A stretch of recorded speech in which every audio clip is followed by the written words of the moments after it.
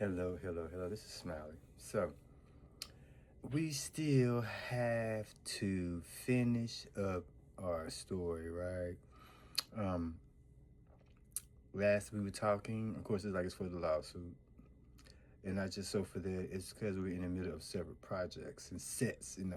So much was going on at one time, but it was going on for such a long time. So, in dealing with what I was talking about, um, with like Fulton County jail situation when they locked me up like that illegally, and I had got ran to Indianapolis, and Mr. Williams had tried to catch me at Tennessee and grabbed me at the train at the Greyhound station at that time, and I ended up missing him. He was in the black Mercedes. At that time, supposed to be right on back, right? Nothing that was supposed to happen. Nothing like it was supposed to happen on at all. So I ended up in Indianapolis. Mom was still having surgery. She hadn't even made it to Indianapolis yet, so I didn't know who I was looking at in the blue car. This is my son, my son, my son. My mother don't talk like that. She's not 5'5", 5'6". She's 5'11", 5'12". She's almost 6 foot tall. She's not shorter than me. So I know when looking at her. I said, okay, let's see how this is gonna go. So like I said, once I got to Indianapolis, I couldn't walk. Both my legs were in the mode of being stuck, and my shoulders and everything. I couldn't move my shoulders right here, all my joints. I could not move my arms up. I was in paralysis mode for a long time for the situation, how they lost my information in their system, and they used other people use my name and driver's license. So it started then.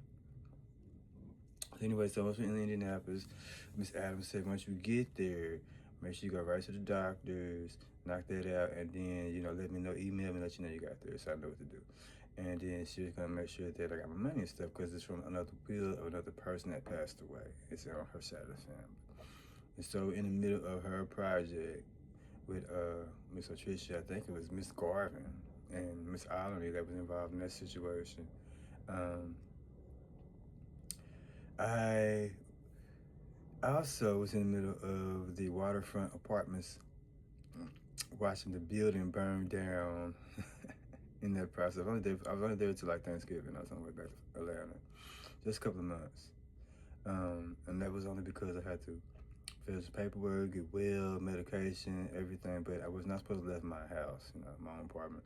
When you buy something, that's one thing. When you're dealing with someone who's stealing from your own relatives or got busted with a $100,000 pay card of yours, they get powerful when they got your money. So you think of it like it, and then you think of it like, well, wow, what am I supposed to do? So while I was there, I had to go to the same thing, IRS, Social Security office. I had to get all my information updated. I had to get my identification taken care of. Everything had to be put in the mailbox. Credit bureaus. I had to go. I had to do everything immediately. And I still had to get back to work. I had to get back to work here in Atlanta. I was on medical leave with Firestone. I still am. But I don't know what they got my criteria is now, since I've been doing sales and marketing for a while on nonprofit because of my heart and stuff and messed up. But you know, so we had another relative pass away on Farrakhan's side of the family. I was with Tony Carpenter most of the time, so I was with Mr. Simpson most of the time. Things got crazy. I didn't understand anything. Like I said, I went from being in my beautiful apartment, working every day, taking care of things, and I get to Indianapolis. I'm like, what the crap? What is this? What is this? Like, where's the upbeatness? Where's the uplifting? Where's everybody not working? What's up? You know what I'm saying? Because I've been fixing cars for my family for ever since I was like 16, 17, 18 years old, with Mr. Reed, and Uncle J.R. Taylor and Mr. Branscombe. It's like they taught me vehicles. Mr. Anderson taught me vehicles, and they also taught me carpenter work. So I do a lot of stuff, lots and lots of stuff. In that process, I taught the other children, the other cousins, how to do everything that I was learning in the process of growing up. Ergo, going for moving fast. So when I'm in Indianapolis, I'm trying to get all this taken care of at the same time. I can't walk. I could barely eat the right foods. I was sick for a month. The doctors had wanted me on blood pressure pills. So I have the bad cholesterol overpowers the good cholesterol. I don't quite understand it, but all I know is I've had heart surgery.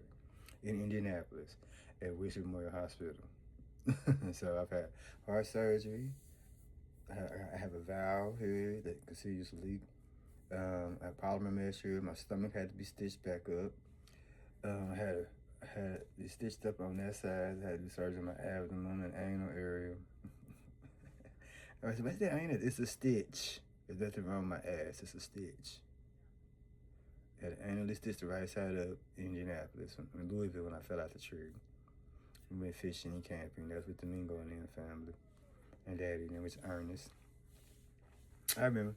We had bamboo rods. So, going further, so I'm going all over the state.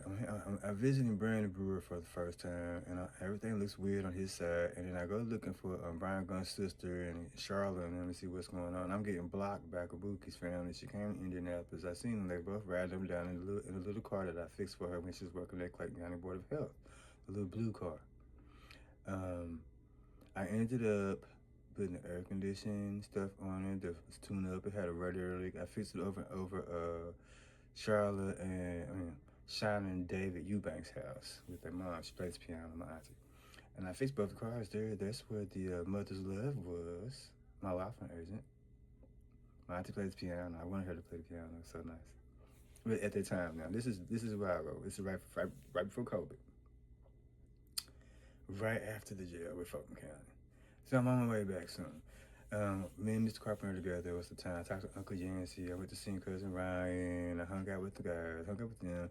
We was at the point. I got to see Domingo and them.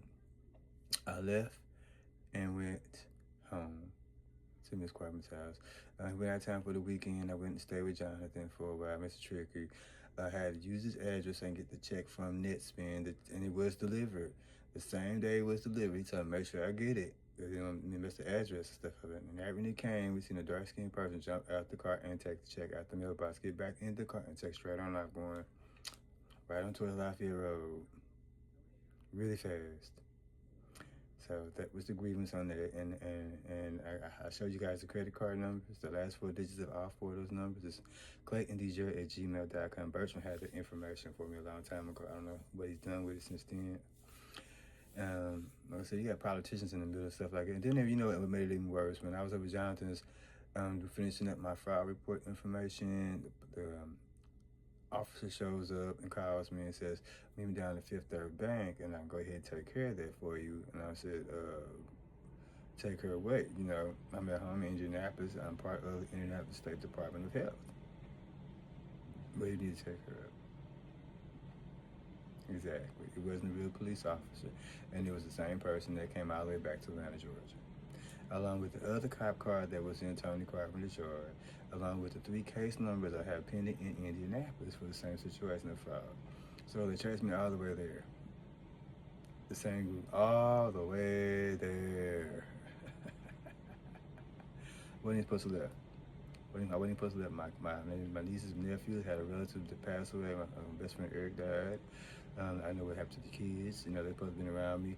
I don't know what happened to Shanada and them at the situation at that time. Everything. Sparkle and them was in Indianapolis with me.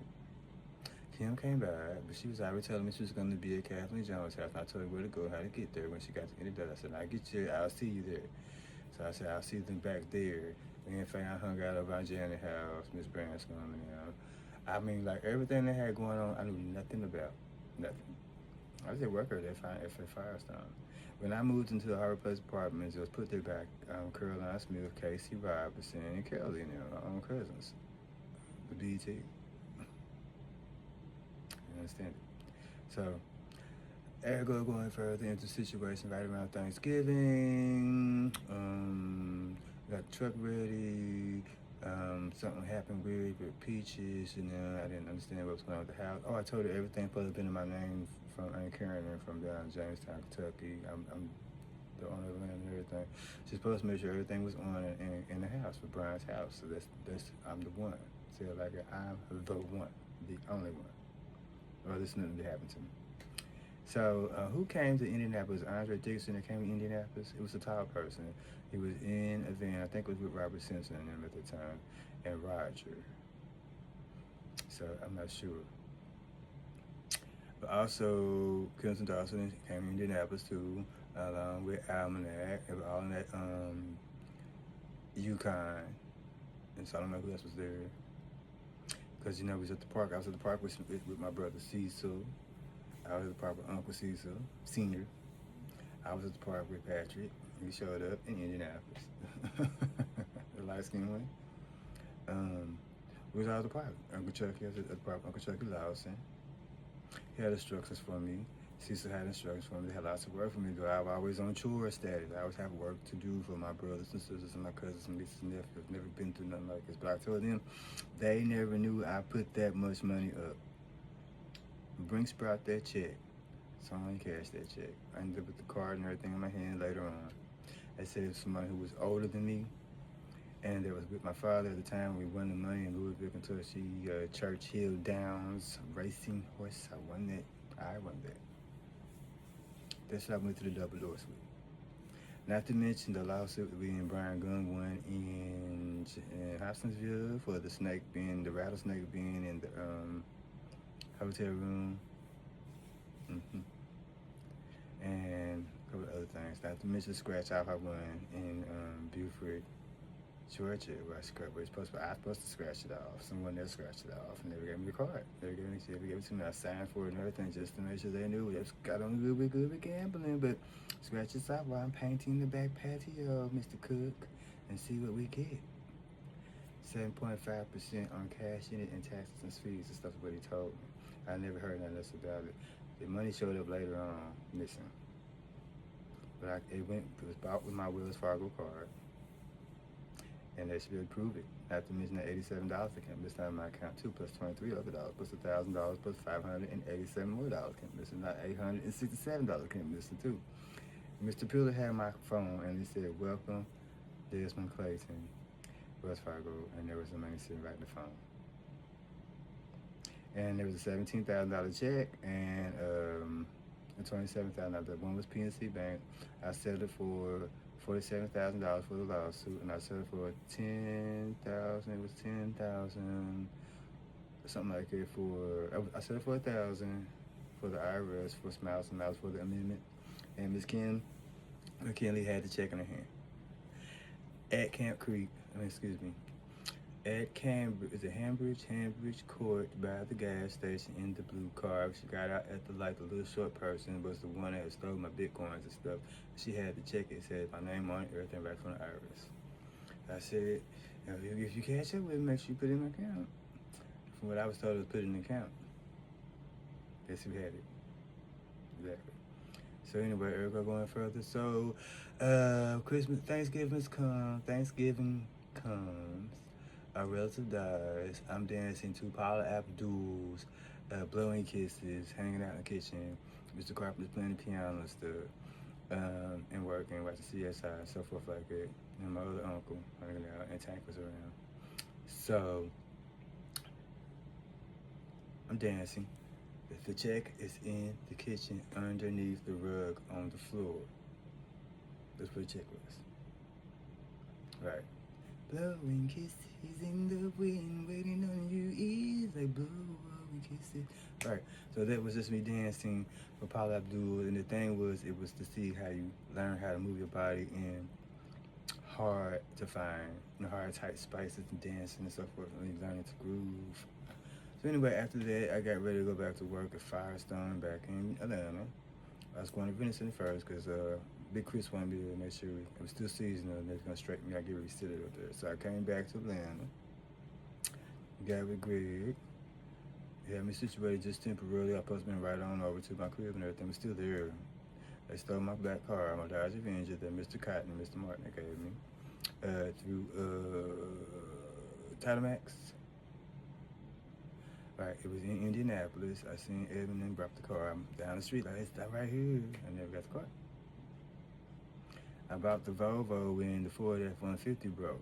I bought the Volvo for my brother at that time, so he get back for to work. And then I paid to have it fixed. I paid and had Uncle Bobby fix the heads on, he rethreaded the cylinders on the Ford F-150, which is Daddy's Ford F-150, which is what Troy had all these years. Ernest Clayton. Look at those flowers now. for the first time in a while, since last week. So, so Erica going further, I ended up at Miss Jones' house temporarily while I was there because I was cooking, cleaning, taking care of the business, fixing the car and all this stuff. But I was waiting for Miss Martin to come and get me so I can get to the family, so I can get back to my own house and back to my stuff and back to work. I was scheduled to be back at work at Firestone soon. And then we had came into the COVID situation. And then from the COVID situation, that's where I had emailed Emily, Janice Clayton's daughter. She's working for the probate department. We're dealing with wills and titles and stuff like that. I emailed all the information, including everything notarized, so they would know not to go no further with stuff here. You know. And so we went from that to them continuously attacking my phone, hacking my phone, Boost Mobile, Sprint, hacking my phone back to back. Next thing you know, you see me. Next thing you know, you see someone else. Next thing I start overlaying my accounts. It was just ugly. Oh, we're being hacked. I got hacked Cash App. It started $1,700. Oh, it was canceled. It wasn't canceled. I'm licensed about. I read your paperwork. I seen the checks at the IRS. I seen how many people you had involved in the situation. But it is that's done. So I think Shelly was across the street at the time. I think Uncle Don was next door. And, I think I seen Uncle Dennis Wide in the area somewhere over there around Miss Jones. So like I said, I was completely in the dark. All I was trying to do was get home. That was it. So I ended up speaking with Shelly. We talked for a while about everything. I tried to tell her about the stuff with Marquita and the housing program and all that. Like I told her, she already knows that, and that's Tamika K's situation. Was never me. The first time I met them was at housing. After that, was down here from there. You know. So I ended up from there. I tried to catch up with Rosie. They ended up being chased by a police officer that attacked my mother, stabbed her, and stuff like that. At the time, my mother had to have spinal surgery. Bones, everything messed up. Hit by a car too. Had a whole bag of money with her. So I get to. So me and Shay got around telling what's going on, blah, blah, blah. Long story short, I ended up staying with Uncle Alvin just for a couple weeks. At the same time, I was working with Rodney on the houses and the paint, doing the painting and the cars and stuff. I was busy. I tried to stay on my feet best I could through her situation, trying to get. Then I ran into Miss Mabel's son. Wasn't sure I was looking at him at all. It was like back to back. And I seen Tony, Ralph and Trina side, and I was like, okay, what y'all want me to do? If I end y'all set or in a project, what is wrong? You know, psychologically, it was just like, okay, I didn't drive up the right bus stop at time to give him a check. I'm in 12 wheels right now. 12. I'm in so much stuff right now, it's ridiculous. An apartment complex, I own those anyway. I had relatives buying stuff for me when I was little. It's Sanford Clayton, and Florine, Exana Clayton, Gilbert, Ronald, Jean, Uncle Williams, all of them. Detroit, Tootsie's, Holyfield, Hogan, Undertaker, Miss Stephanie. It's like that. So anyway, I'm back in Atlanta. I went and worked with Chris for a while, a couple of days over at Renner Center, and then we had to start working again because of the COVID situation. And I was supposed to be staying on Carl Williams at times, gonna make sure everything's taken care of. I had my own money. I didn't need anything as far as that. I just needed to get somewhere situated where I could be safe so I can get all my stuff. That was it. Gary ended up coming back in town. He was with Grandma Dorothy, which is where that works. You know, Uncle Cornelius was on the other side of town. I ended up going around to Uncle Mike Pierce's house for a while, visiting, hanging out. Kim McKenzie moved over to the Baldwin Village Apartments, which is where some of the Clayton stuff was. But my back clothes came up missing. Washing all the clothes, everything. And from there to Mr. Pierce, and from Mr. Pierce, I went on home went on home to the house. To Helen's house, which is where Gary Pillar was, and Tangy and them. That's the house I went home to.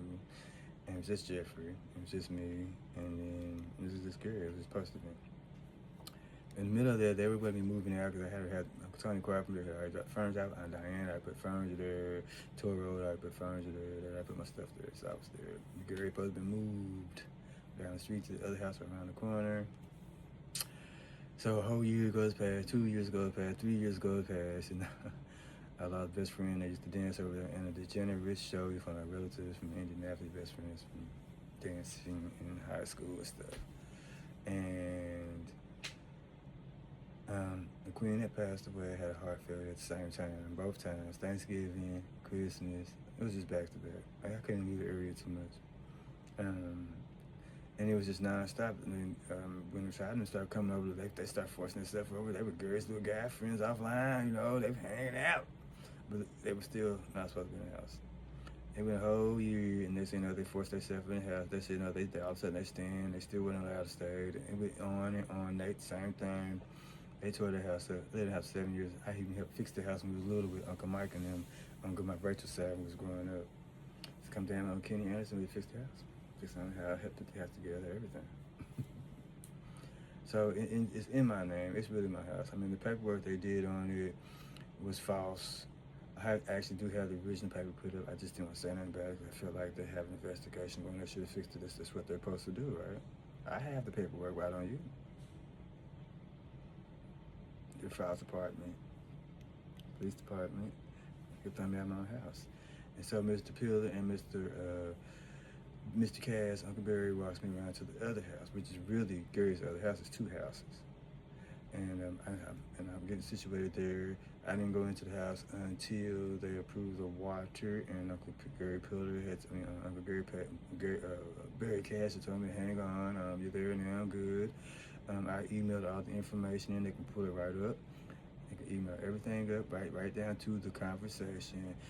This is Mr. Cash. Hey, this is Mr. Cash. Hang on in there. I'm gonna drop you some supplies off, and I'm glad you're there. And blah blah blah. We had a family member pass away in Miami. A lot of paperwork to do, but you are definitely gonna be there. So stay on there. I got your paperwork done.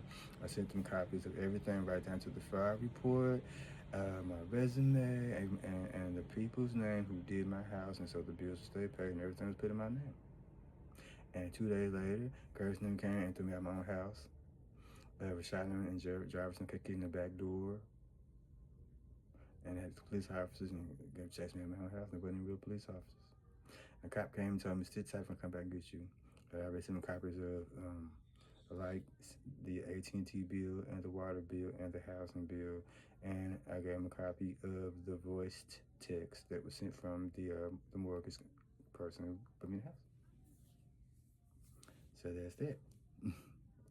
So here we are with the situation now where I had to go and stay at my own friend's house after that. We had to wait because Gary and Dennis Cook did the evictions to throw all of them out.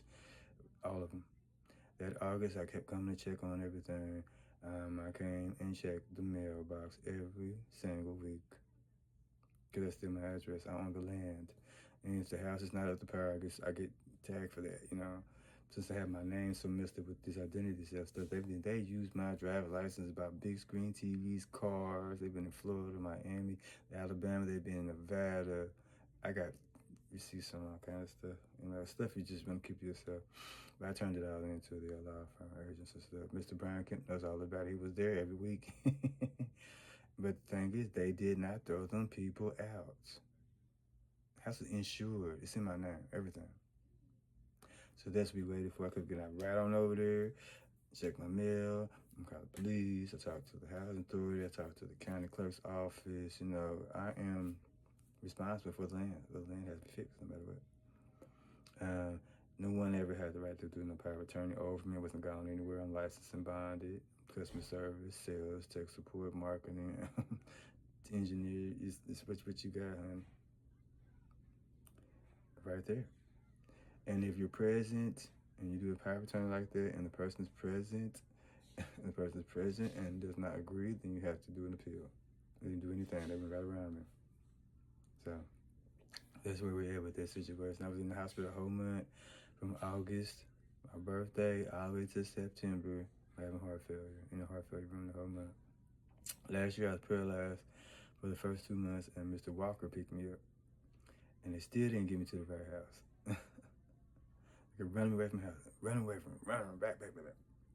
So after that, I could not walk for a couple of months. When I got on my feet, which was around May last year, I started to visit, started getting out of bed, trying to do my auto mechanics and stuff, checking in with everybody. But the main thing about it is I'm still being attacked, still being followed, still being chased, still being messed up, still in other programs, and I'm still working and doing my thing at the same time to help do my part. And that's where we are now, to the point where they didn't even realize I had bought the whole area out there in Beaufort, Georgia. Before that project started, I picked it out. I'm the one that bought it. Look it up still. I had it all built. And that was me and Michael and Rachel and them too. That was Miss Cooksey and Miss Dezmond, Mr. Rachel, and all of us at the same time. We was out there when we picked that property and had that property started to get built. I bought Denise's house in Louisville, the house she grew up in, and they lived in my dad's house. I bought the house. I bought the house that Natalie lived in Indianapolis. So this is the game plan. We are done. I've done all these projects with lawsuits. I'm in 12, 13 wheels. I'm in inheritance. So many things. They're trying to change my name over. My police record is supposed to be clean. They did an expungement on the case for that was under.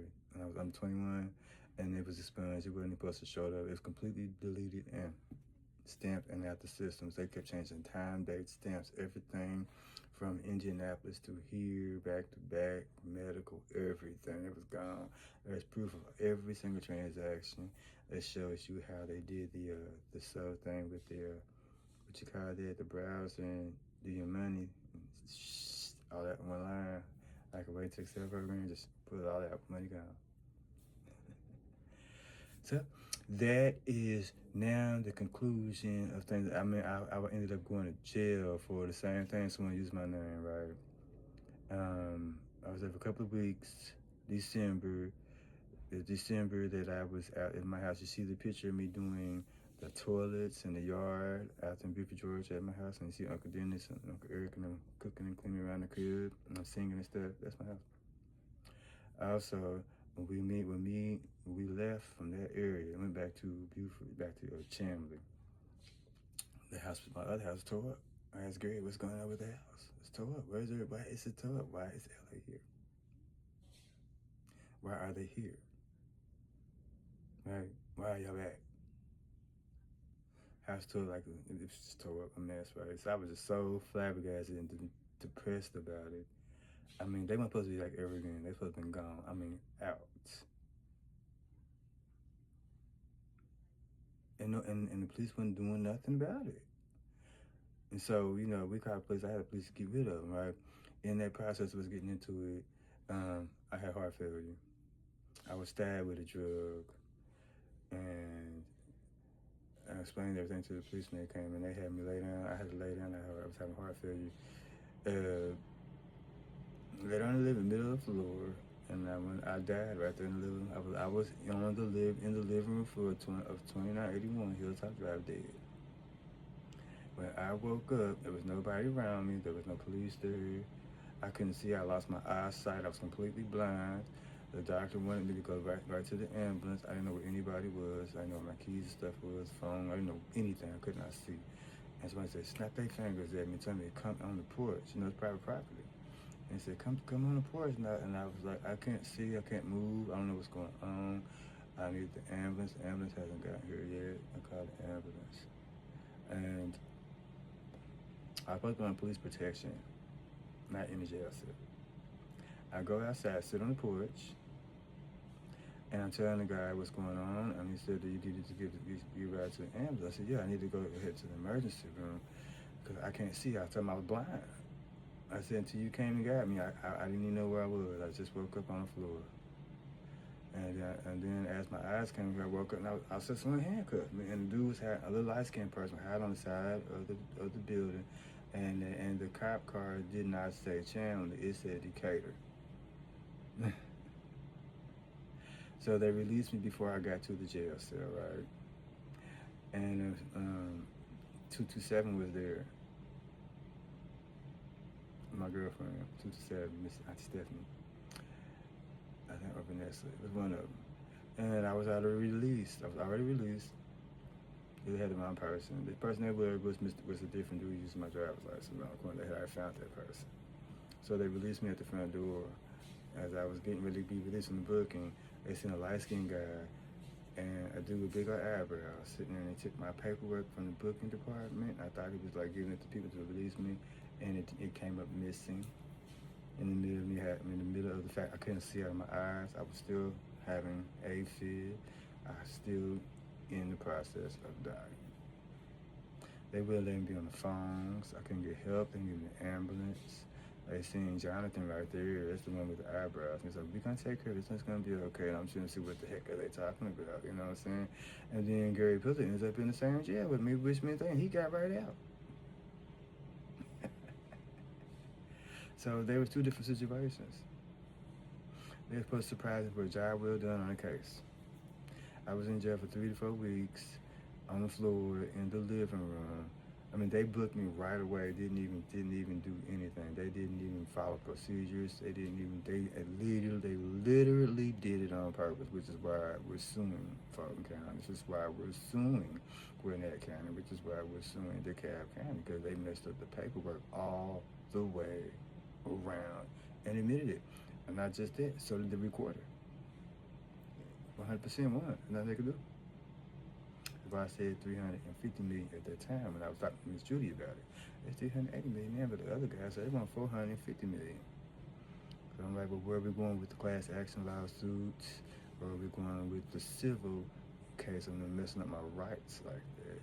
When I was learning law, the list is fine.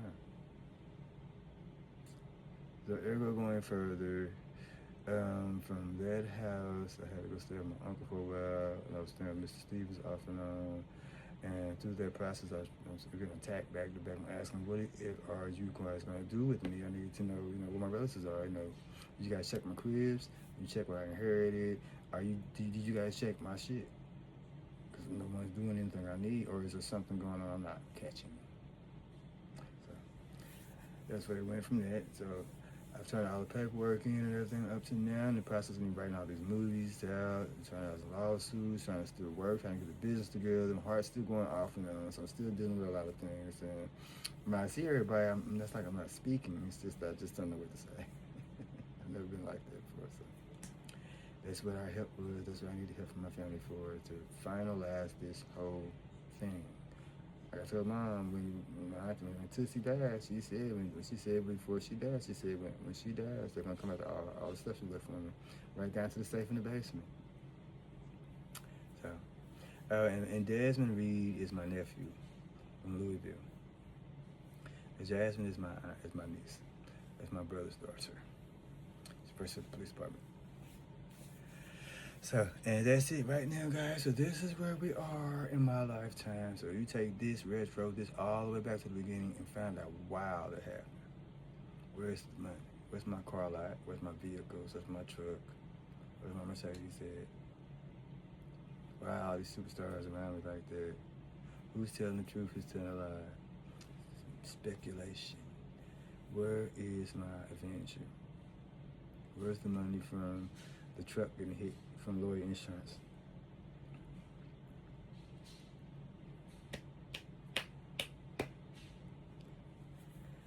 Have a blessed day. Miss Smile has now completed the ending of the story. Here we are.